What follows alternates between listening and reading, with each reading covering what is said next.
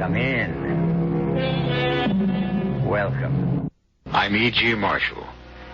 Won't you join me in the exploration of the rich resources of your own imagination? Modern science tells us we live in a world of waves. Beyond the atom, the electron, the ion, substance itself breaks down into waves. My voice is coming to you now on waves. And that, as they say, is the long and short of it. But what about thoughts? Might not they comprise wave patterns, too? Patterns that linger on after the thinkers are dead and buried. Might not that explain the empty footfall in the vacant house? The rattle of chains, now rusted and broken? And even the sound of voices long ago silenced. They'll overtake me. They'll put me in irons.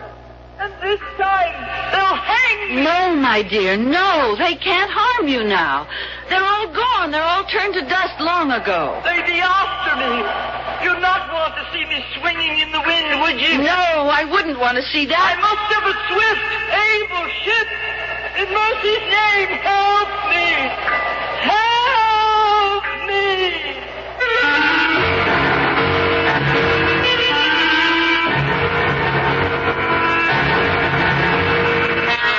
Our mystery drama, The Strange Voyage of the Lady D, was written especially for the Mystery Theater by Mary Jane Higby and stars Paul Hecht and Augusta Dabney.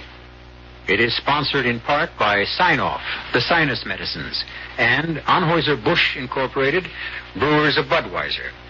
I'll be back shortly with Act One.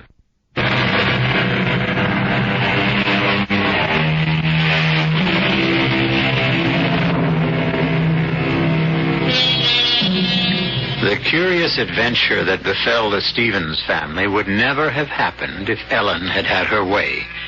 But Ellen was a realist, her husband Richard a romantic. And when did realism ever hold the line against the subtle persuasions of romance? It all began during a visit to one of those cruise-ridden, sun-drenched islands in the Caribbean. A friendly family disagreement was in progress, an old story. It's been going on now for 6 years. It's the one at the end of the dock, Ellen. There. Isn't she beautiful? Mm-hmm. Very nice. But you promised her, Richard, no more boats. Well, not until Susie's at least 16 years old. We'll never see a buy like this again. They're practically giving it away. Well, then there's something wrong with it. It's got dry rot. Not this ship. Come on, step aboard, Ellen. Richard, why do you start these things? You know we're not in the market for a boat. Oh, but this is such a jewel. Wait till you see the cabin. Plenty of headroom. A beautiful galley. Can I go, boy? Can I? I want to see. Oh, all right. But just one quick look. And be careful of your dress, Susie. Here, let me help you, Susie. There you are. Now, just look at this afterdeck. She's all white oak and cedar. And she's a motor sailor. You know, a lot better than an auxiliary engine. You can run just as well under power as under sail. There are 2 50-gallon fuel tanks below deck. Mama, look at this kitchen down here. There's even an oven. Really? Is there an oven? Of course. The ship is a real home. Ellen, what do you say we take a short run? I have the ignition key. The guy in the boatyard office said I could take her out. No, Richard, I've had it with boats. And anyway, the question's academic. Even if we bought it, we couldn't get it back to the States. We could sail it. Are you out of your mind? It's hundreds of miles. She has an enormous cruising range. What with the engine and sail, we just watch the weather predictions very carefully. Well, come on, Susie. We're going to get off now. Richard, you take the keys back to the boatyard man. And I'll get the car and bring it down as far as I can. I'll pick you up at the gate. Daddy? Yeah? I want to take a ride in it. Can I tomorrow, Daddy? Can I? Can I? Huh? What, dear? Can we go both for a boat ride tomorrow? I don't know. Depends on your mother. Oh, I wish we could buy the boat. Don't you? Daddy? Don't you? Don't I what? Wish we could buy the boat. Yeah, well, that part's all taken care of. I already bought it. The only problem now is how to break the news to your mother.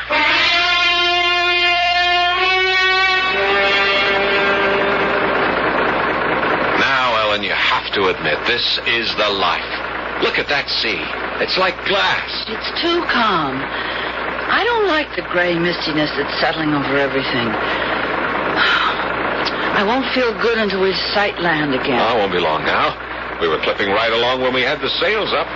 See, that's the advantage of a motor sailor. When the wind died, we could switch right over to power and still maintain our speed. Except for that panicky half hour when you couldn't get the engine started. Yeah, just a little corrosion around the points. Bit of sandpaper fixed that.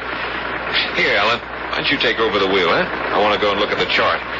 Now, the first buoy we pick up is number 12. From there, we'll see a light. If we make it before nightfall, you can take over for a few minutes. Okay, Susie? I don't like this mist. You know where we are right now? We are sailing on the Spanish Main. The Spanish Main? That's right. These waters were infested with pirates in the old days. Blackbeard or Calico Jack. Richard, I think there's a fog closing in. Look ahead. Yeah. Well, just hold a steady course. We'll be sighting that buoy any minute now. Susie, go below and bring up my binoculars. There's a good girl. The visibility's not any too good. We can't be far from port. Oh, Richard, I hope we're not running into one of those awful pea soupers. Now, don't panic. Don't get Susie frightened. Here's binoculars. Thanks. Can you make out anything? Well, I don't see it yet. But we will. Tell me more about the pirate. Okay. Well, Calico Jack Rackham. They called him that because of the fancy clothes he wore. He sailed with Anne Bonny. There were girl pirates, too, you know. Girl pirate? Sure. Anne Bonny and Mary Reed. And from all accounts, they were better at it than the men. The fog's getting awfully thick, Richard. I've never seen one roll in so fast, and the sun's gone. I'll take over. No, I can hold her on course. You keep looking for that buoy. We should have been in port long ago. Well, we lost a little time trying to start the engine. Are we lost? Of course not. I think we ought to start sounding our foghorn. Not yet. Don't you want to hear what happened to Anne Bonny? What happened to her? Well, the pirates all went to jail. They hanged poor old Calico Jack. Mary Reed was dying of a fever, and Anne Bonny nursed her. And then, well, nobody knows just what did happen.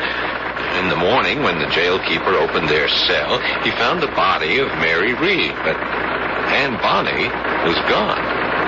She disappeared and was never heard of. Richard! What? Look! Look what you've done, oh, Richard, how could you? Well, what? Well, what is it? This monkey wrench is right behind the compass, Richard. Who put that there? Who? Who was working on the engine? That wrench will have pulled that compass so far out of line, heaven knows where we are now. Sorry. I was so glad to get that motor started. Oh, Ellen, I'm sorry. Oh, if I ever get my feet on dry land now, again. Look, let's keep calm. We are not lost. Oh, no, we're still right here in the Atlantic Ocean. I'm sorry, Ellen. How I ever let you talk me into this expedition. Now, just try to keep cool. Daddy? It's all my fault. We're probably 50 miles off course. Daddy, there's a big can floating over there. What? Where? There. The buoy. It is. Oh, thank heaven. I'll take the wheel. I want to go right up to it. We got to be sure of that number. It should be 12, right? I see it. I see the number. What is it? 3. 3? No, it can't be. A 3 and an 8. Oh, no. That's what it is. Ellen? Susie's right. 38. That's impossible. Take the wheel again, Al. Just idle here by the buoy. There's no 38 on this chart. We're way off course. I have to go below and get the other charts. Can you still see the buoy, Susie? Sure. It's right here. Well, keep your eye on it. Don't let me drift too far away. Darling? Yeah? You're not smoking down there, are you? Good Lord, no. You know, I haven't smoked in 10 years. I smell tobacco. So do I. What? Oh, well, let me get at the engine. Maybe there's a short in the wire. No, it's not like that. It's tobacco. Did you hear that? What? It sounded like Somebody laughed. ahoy! It's a ship. Where?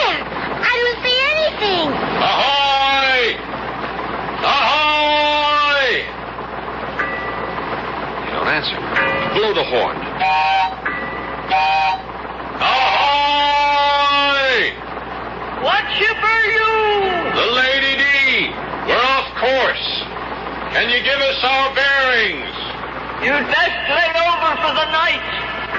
Steer north by east, a quarter east. You'll run right down the channel. Thank you. I still can't see anything. North by east, a quarter east. It was a woman. Bring the ship around. Slowly, Ellen. That's right. I hope she knows what she's talking about. And I still smell tobacco. So do I. Was she that close? Funny. I didn't see a thing. I didn't hear any motor. Maybe she's sailing. Now, Susie, how could she be? There's no wind. And she seemed to get away so fast. Ellen, go as slow as you can. I'm going forward and keep a sharp watch. We don't know what we're heading into. All right, I've got her throttled way down. Hey! What are we hearing? Quick, put her in reverse! Reverse!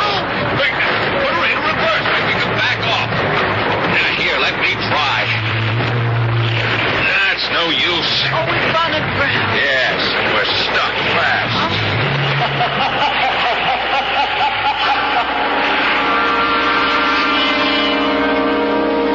One of the most beautiful yet fearful tales that travelers tell is the Lorelei, the siren who sits on a rock, combing her long golden hair and luring unwary boatmen to their doom. But a siren who smokes tobacco? We'll learn more of this unusual temptress when we return shortly with Act 2.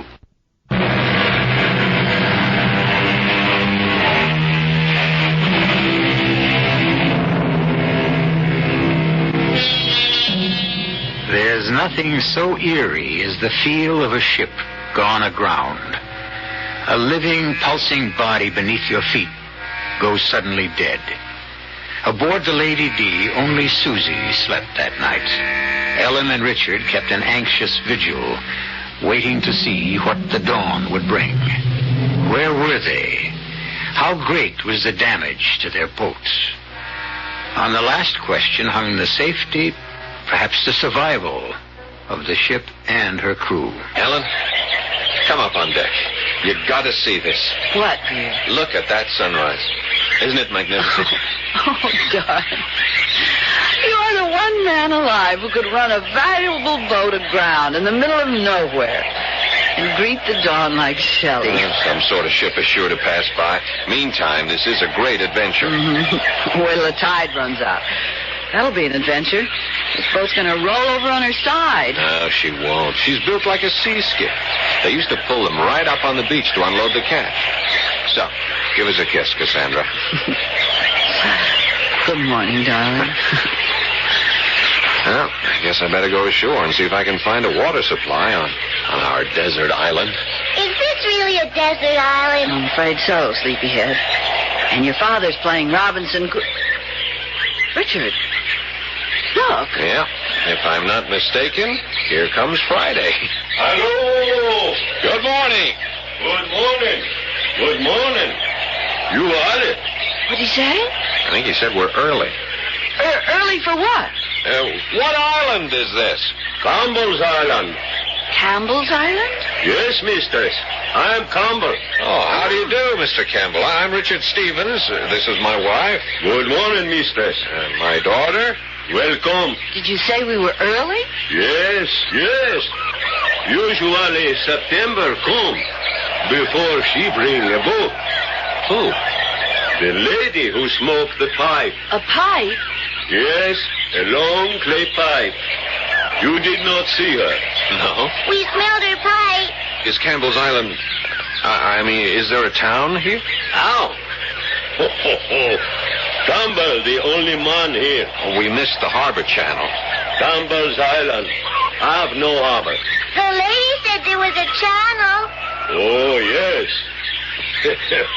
Sometimes she say that. You mean she lied to us? Baby, she want your boat. Your boat, she nice. Oh, well, won't you come aboard, Mr. Campbell? Thank you, sir. Can I give you a cup of coffee? No, thank you, mistress. Oh, your wheel. I like a good old-fashioned wheel to steer with. You pay a lot for that. Oh, the compass. Oh, the ship's well equipped. This is the ship's bell. Brass. Must cost dear. You have a radio? Just a receiving set. Now, Mr. Campbell, about getting off the beach. You stuck fast, man. Well, if you have a boat and a tow line at high tide. No, man. My motor too small. Just a little outboard. I sail to the other island. Oh, there are other islands near? 8 hours to sail there. Could they send out a workboat from another island? Maybe. We have to fetch them.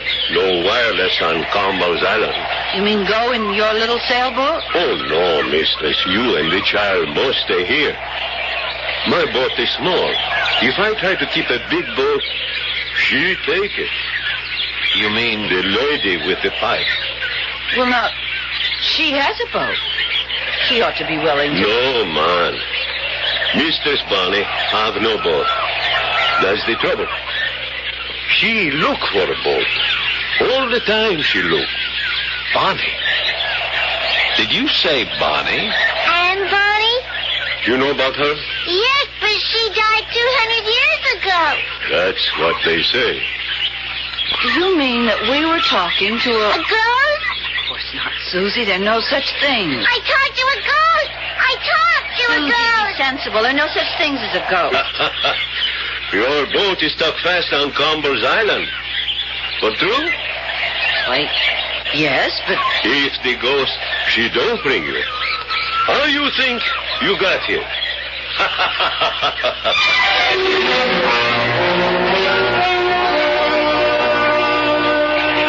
Mr. Campbell and Susie are certainly getting along together. Look at them striding ahead of us. He's striding. She's trotting. What a big, powerful man he is. And his skin like ebony. How old do you think he is? Well, I don't know. 40? I'm eager to see his boat. Listen, I hate to think of your starting out all alone with him. I have to go for help. But why can't he go by himself? I don't know. He doesn't seem willing to do that. Did you notice the way he examined our boat equipment? Yeah, like he was taking inventory. But what do they call those people who lure ships to their doom by putting out beacon lights? Wreckers. Yeah. You think he's a wrecker? The thought crossed my mind. But we did hear a woman's voice. Now, look, there could be two explanations for that. Either there is a woman on this island in spite of what Campbell says, or he's a ventriloquist. Look, Ellen, look down there. Why, it's a castle. A ruin. A burned-out ruin. How in the world on this desert island? I know what that is. I've seen those burnt mansions before. This was a plantation in the slave days. When the slaves rebelled, they burned the house to the ground. Half of it is still standing. Yeah. And now the house and the island have found a new master.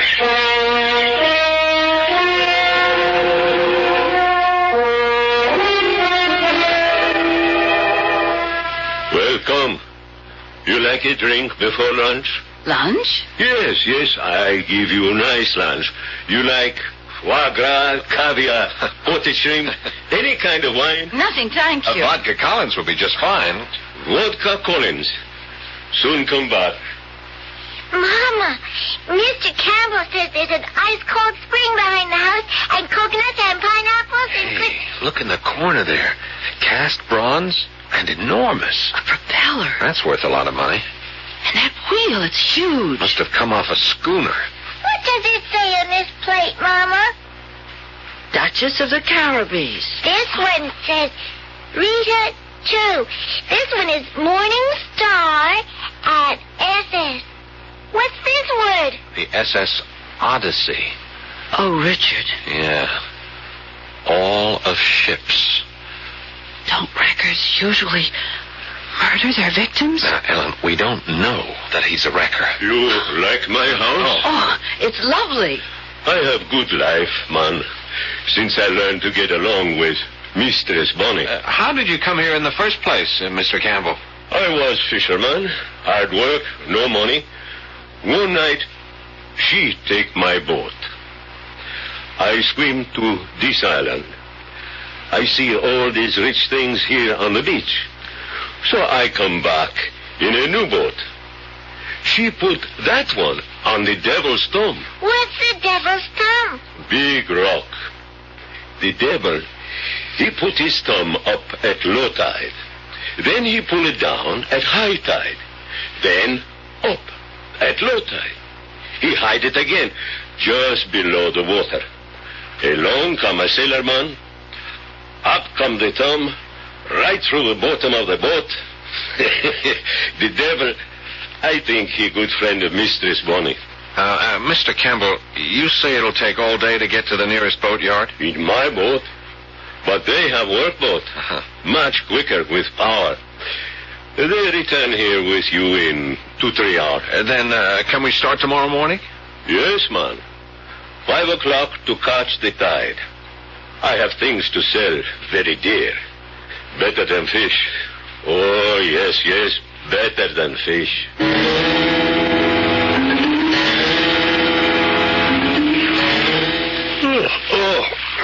It feels good to stretch out. I'm exhausted. I was certainly glad to get back to our boat. Yeah. I'm afraid I'm too nervous to sleep, though. I dread the thought of our separating tomorrow. When I think of you, all by yourself on the sea with that giant of a man, I'm so frightened. Why won't he go alone to get help? That would be perfectly normal, wouldn't it? Unless there's a price on his head. Richard? Richard? Oh, Richard, are you... Richard?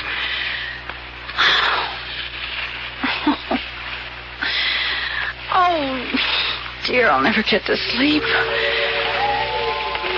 She's a naval ship. What? Who's that? Over the side with you, lad. And mind, walk on cat's feet. Who's there? Tobacco. Aye, a good seaworthy vessel. Who's there? Who are you? Good evening, lady. I'm just admiring your ship. May I come aboard? There's somebody with you. I heard you talking. Aye, but they all ran at the sound of your voice. Men, a craven lot. Jack Rackham was the same. But Mary Reed stood beside me. We held off the king's men till our pistols were empty, and they boarded and knocked the cutlasses out of our hands. Mary died in prison, poor soul. She was with child. But that was days ago. Days? It was more than that. Perhaps. I've lost count of time. Will you join me in a pipe? No, thanks. A fine, soothing thing to sit on a ship's deck and blow rings at the moon. I've never seen such perfect smoke rings.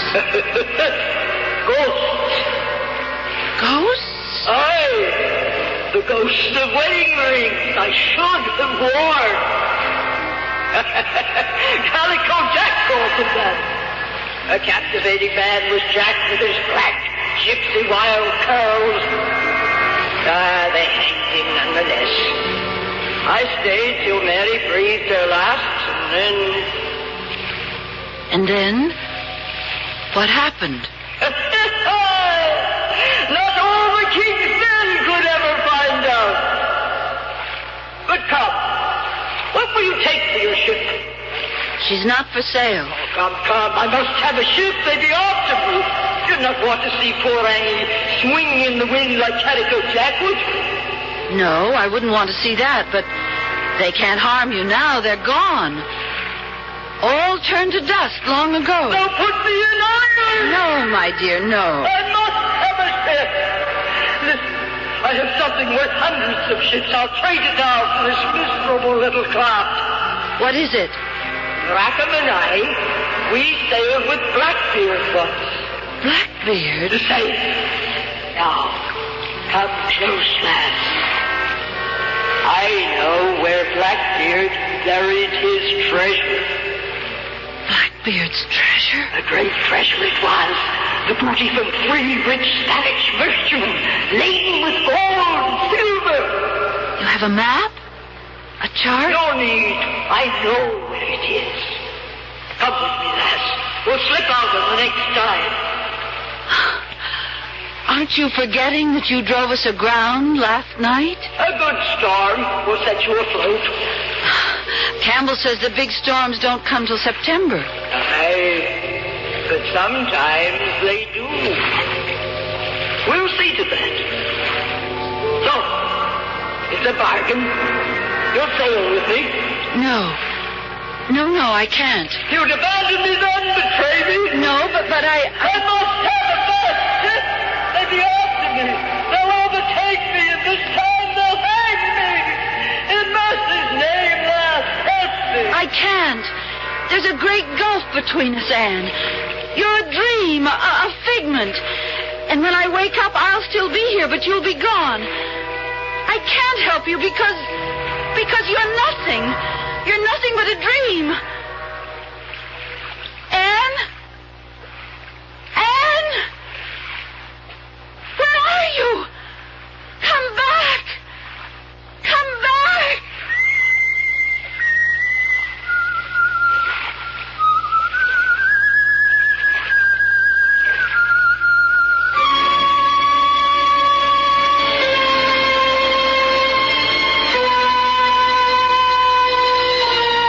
There's an apparition for you.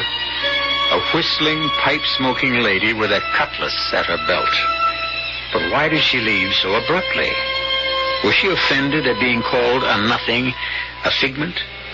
Well, none of us likes to hear the truth about himself, least of all a ghost. We'll follow Anne Bonny's ruthless quest for a ship when we return shortly with Act 3.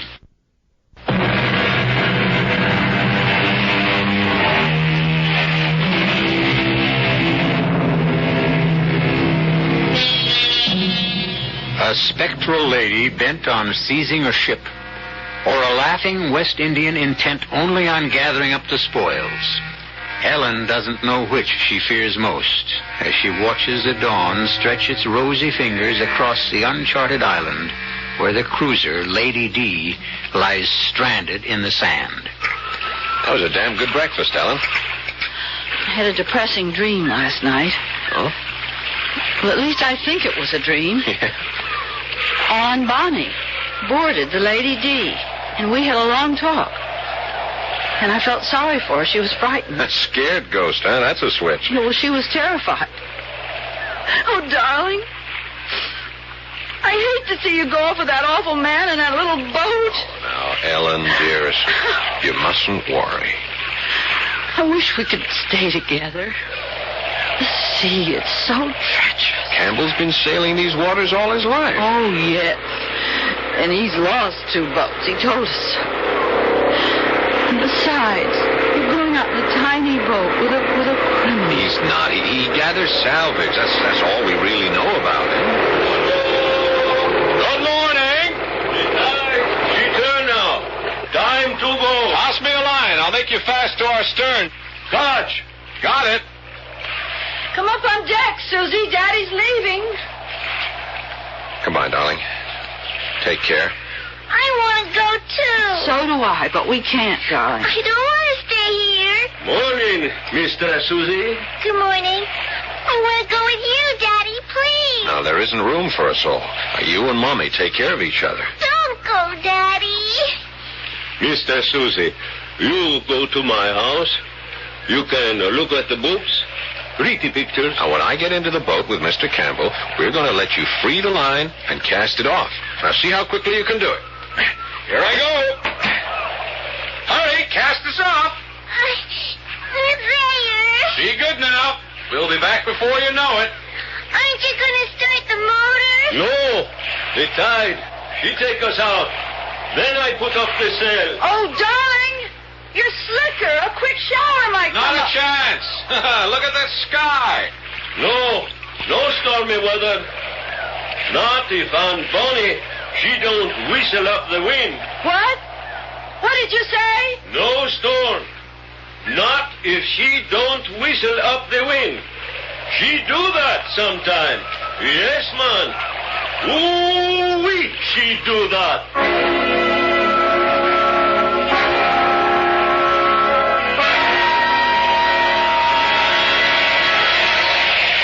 too long in Campbell's house, Susie. We should be getting back to the Lady D. It's still raining. I thought it was one of those quick little tropical showers, but just look out there. The water's all ruffled. Whitecaps. I'm hungry. Let's go back to the Lady D. We'll be soaked. I'll tell you what let's do. Why don't I go back alone and get your raincoat? No, darling. It doesn't matter if I get wet. I'm in my bathing suit. No, Susie, no. You always say no. Daddy will let me. It's only a little way. Please. Well, you promise you'll come straight back? I promise. No loitering now. I won't.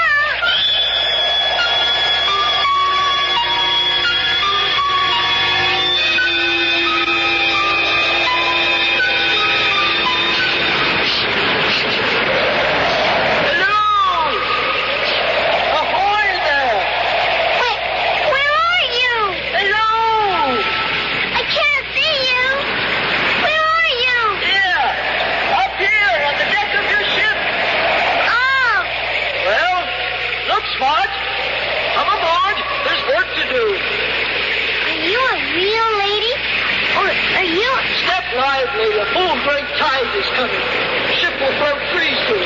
Oh, I'll go get my mom. No time for that. The wind's offshore and the tides are making. Mama will know what to do. Are you frightened? Will you run away and leave your ship to flounder? Oh, I'm not scared, but You'll have to step smartly to save her. I don't know how. Come aboard. I'm going to get my mama's raincoat. I promise. See there? What? She's floating free. But this great tide will drive her further up on the beach. Daddy put out an anchor on the beach. The waves will carry her up over the anchor and dash her to pieces on those rocks up there. Oh, no. But you could save her if you weren't afraid. I'm not scared. Then, up to the mainsail, lass. I can't put up the sails. I'm not big enough. That's a pity. The ship is lost. Lost. But I can start the engine. Can you not? Sure, anybody could do that.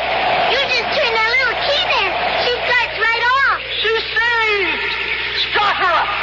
I can't lift that big anchor, though. Cast it off. Cast it off. Better to lose an anchor than a ship. Daddy says always start the engine first. Aye, aye. Captain.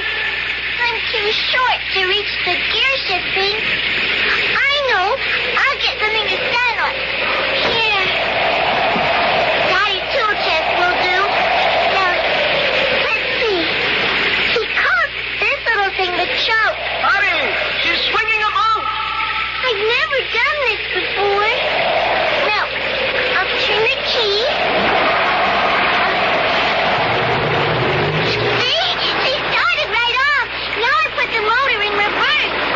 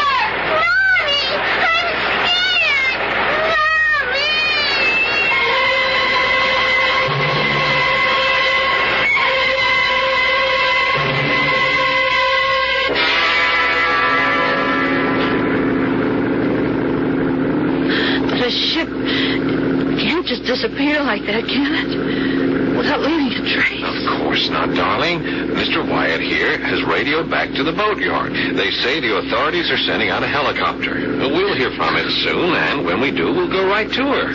This tug is faster than it looks. Oh, wait, it's terrible. Isn't there anything else we can do, Mr. Wyatt? I don't know what to say to you folks. We've been around the island several times. There's no sign of a ship. My baby. I should never have let her out of my sight. I had no idea she'd try to start the engine. Ellen, darling, don't. We'll find her. She was only gone from the house just about 10 minutes. I set out right after her. I know, dearest. And then when I got to the beach, the boat was out a little way from the shore. And Susie was standing on the deck crying. And the boat was just drifting away. It went around that point of land out there. And I ran to the other side of the island. But I never saw her again. Oh, dearest, please, don't cry. There was just nothing I could do until you came back in the tugboat. I know. We'll find her. I wish that man Campbell was here. He knows these waters. Why didn't he come back with you? He dropped me at the public dock and took off like a shot. The police have had him in for questioning several times. There have been too many wrecks in the last few years. But they never seem to get anything out of him. So, you ran into him too, huh? Yeah, he told us. Hey, wait a minute.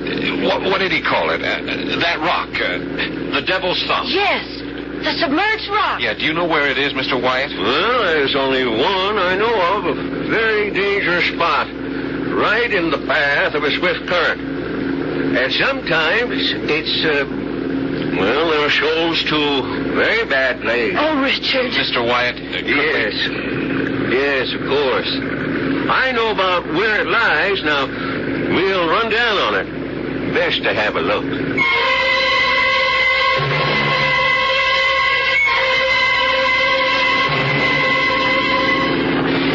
This is the tugboat Swallow calling Coastal Police Launch. Tug Swallow to Police Launch. Come in, please. Over. Police launch to Swallow. I read you. Over. That's good. I can hardly hear you, but it doesn't matter. We've located the missing cruiser, Lady D. Over. Is the child okay? Over. Yeah, it's a miracle. The kid was alone on board. She managed to drop a small anchor onto a submerged sandbar near the Devil's Thumb. I have the boat in tow, and we're heading back to port. Over. Glad to hear it. Over. Right. Over and out. Well, Susie, you're quite a sailor. But how did you know that sandbar was there? You couldn't see it. The lady told me. The lady with the pipe. A lady? She's not a real lady. She's a ghost. A ghost? Well, it's hard to We explain. don't believe in such things, of course, but... She went away for a while, but when I started to cry, she came back. A ghost? I'm sure there's some perfectly natural She explanation. said to put out a long, long line so the anchor wouldn't drag. Well, that was sound advice. But I don't understand. You see, Mr. Wyatt, I've been telling Susie these pirate stories. And I'd had a very vivid dream, and she heard us talking about that. You know how impressionable children are. Excuse me. Do you smell something burning? Something burning? Yeah, it smells like tobacco. Richard. Mr. Wyatt, don't you think we better get both these boats back into harbor just as fast as we can?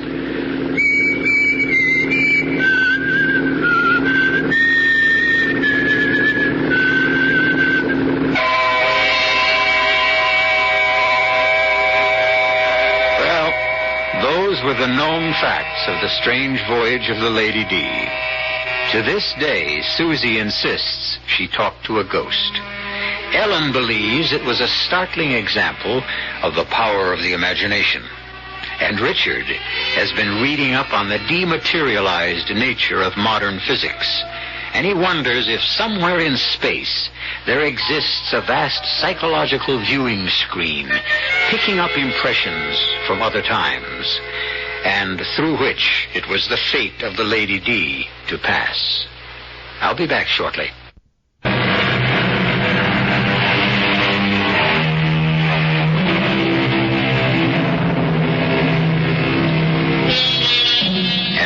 brief footnote to the story you've just heard.